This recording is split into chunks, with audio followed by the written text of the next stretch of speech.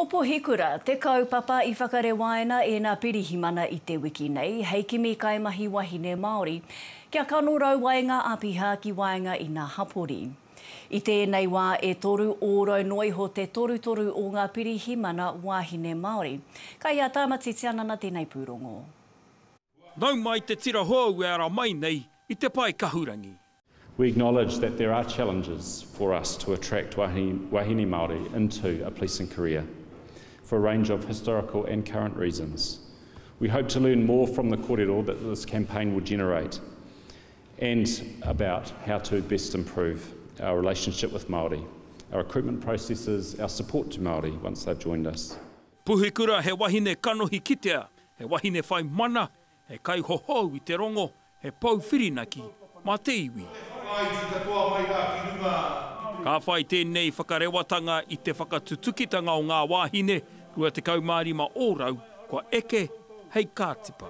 Me aro ki te hā o hene ahu. E whai ake nei e te hi kōrero I tāko he hia mai e te tari pirihimana, mō rātau te hunga wāhine, e whakapeto ngoi ana I ngā mahi pirihimana o te wā. I didn't know till I was older we were raised below the poverty line. I actually didn't even know what the poverty line was until I was actually probably like in my mid-20s that I realised there was such thing as a poverty line and that according to national standards we lived below it most of our lives. What about it? And I was like, when I was 18, I had my application ready to submit. I was like, I really want to do it. But the only thing stopping me was like, you need to be psychologically cleared, and it was you cannot apply if you have been on antidepressants or mentally ill. It was a bit, maybe wait a few years, get some life experience. But, she's proved to me time and time again with rugby that she's up for the challenge and she can hold her own in situations and stuff like that. Yeah, I think Eddie will be fine. I think she'll be awesome as a cop. He mea tākoha nā ngā māngai o te ohu arotahi ki ngā take Māori a ngā pirihimana, ai tā rāhui papa o Waikato Tainui, he whakatairanga tēnei I whai wāhi nui ai ki ngā māreikura I te tari pirihimana. Tāmati tiananga, te Ao Mārama. Ai whakawhānui ake I te kaupapa nei kua hono mai a whitiaira timu, tētahi o ngā ihorei o te rōpū pirihimana. E whiti nau mai ki te hōtaka. Kai te rongo mai koe I taku reo? Ai. Ai, ka pai. Tatahi hea, tēnā whakamārama hia mai, hea te rerekētanga o tēnei kaupapa tari apiha I ērā o ngā tauki muri?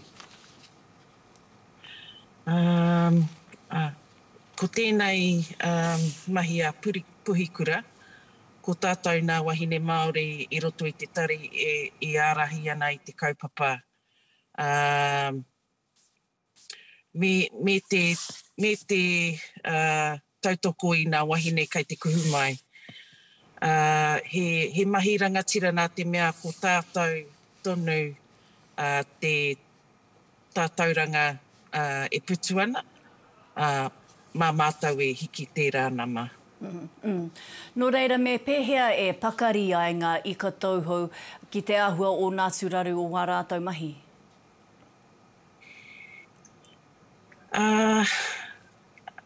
Ko nā kite nā kua kitea I roto I a Puhikura, ko nā peki me nā heke o era o nā wahine kei te tarai ki te kuhu mai. Koe nā te mea e hiahia ana mātou ki te ako, nā uatanga mo te uru mai, mā mātou e ata te tiro, me pēhea te tini e tērā o nā, I era o nā raruraru. Nā, kua whakakitea te mō kino o te kaikiritanga ne o etahi pirihimana. Ai rā nei, kua tāmihia tēnei tikanga I nā akunga o ēnei rā?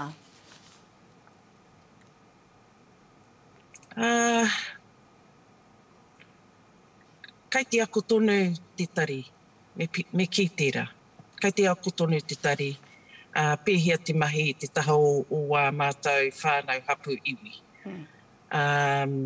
En koera te hiahia kia uri mai wetahi o mātou.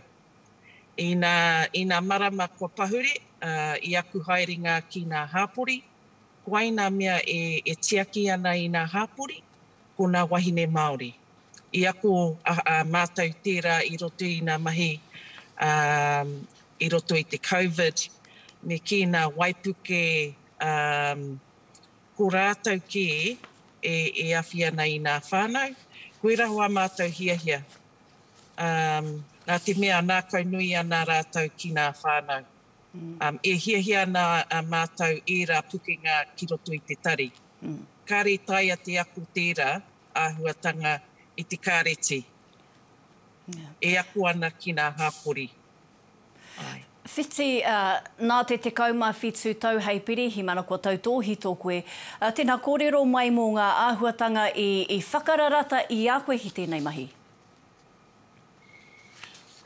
Mohi o tonu koe ko tātou te tātauranga nui. I nā tau kua pahure, etahi o nā mahi kāri te tino pai, pērā hoki i nā mahi ki te whārua o Ruatoki, i nā tau ki muri. Kua ako mātou pēhea te mahitahi te taha o nā iwi. Koe rā tāku kia whaia i tērā huarahi. Kia piritahi ki ngā iwi, kia piritahi ki era o nā rōpū ka taia te mahitahi. Ki te haumaru i nā whānau ki ngā hāpori.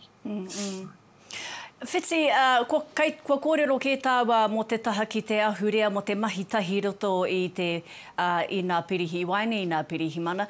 Pehea i te wā, pehea nā mea pēnei a koe e maumoko kauai ana i he kaimahi hoki i roto i hei he pirihi mana hoki. Kua pehea rātou nā pirihi mana ki a koe?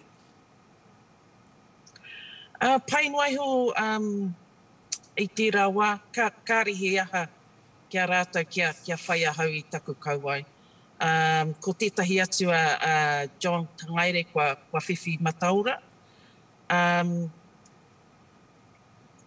Kārihe aha, kai te pai kia rātou kia haria mai wera ki roto i tō tātou tari. Koe rā te hiahia o te komihana, koe rā o nā whainga, tētahi o nā whainga ona, me ki nā kupu Pākehā be first then do. I roto i tērā, haria mai o pukenga Māori, haria mai o rerekētanga ki e rā atu. Mā era e rata ana nā whānau kia kōrero kia koe. Mā te kōrero, ka whakatikahia e rā o nā raruraru. Ka pai. Pai te he rongo pai tērā. E te ihorei whitsi aera timu tēnā koe i e nā whakamārama. Kia ora pia. Kia ora.